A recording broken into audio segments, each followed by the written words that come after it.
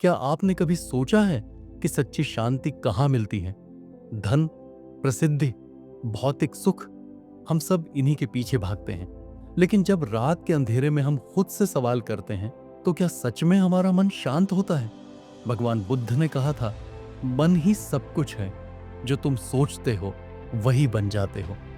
एक दिन एक व्याकुल व्यक्ति बुद्ध के पास आया।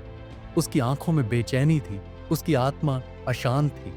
उसने बुद्ध से कहा, भगवान, मेरा मन कभी शांत नहीं रहता, मेरी इच्छाएं कभी खत्म नहीं होती, कृपया मुझे शांति का मार्ग दिखाइए। बुद्ध मुस्कुराए। उन्होंने पास रखे एक कटोरे में पानी भरकर कहा, इस पानी को देखो। वह आदमी ध्यान से देखने लगा। पानी बिल्कुल गंदा था, उसमें हलचल थी।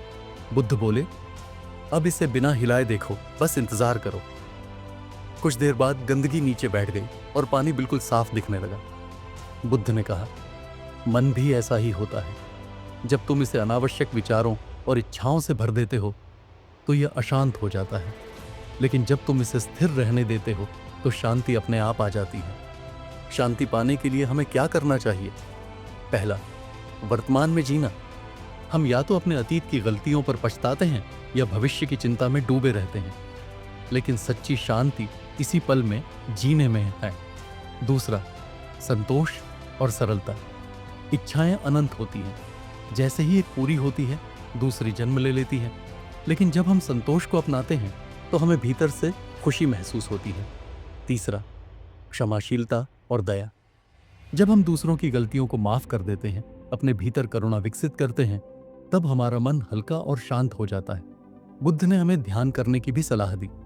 रोज कुछ पल अपनी आंखें बंद करके अपने भीतर झांकिए, श्वासों को महसूस कीजिए और देखिए, धीरे धीरे आपका मन शांत होने लगेगा। याद रखें, सच्ची शांति बाहर नहीं, हमारे भीतर है। जब मन शांत होगा तो जीवन भी सुखमय होगा।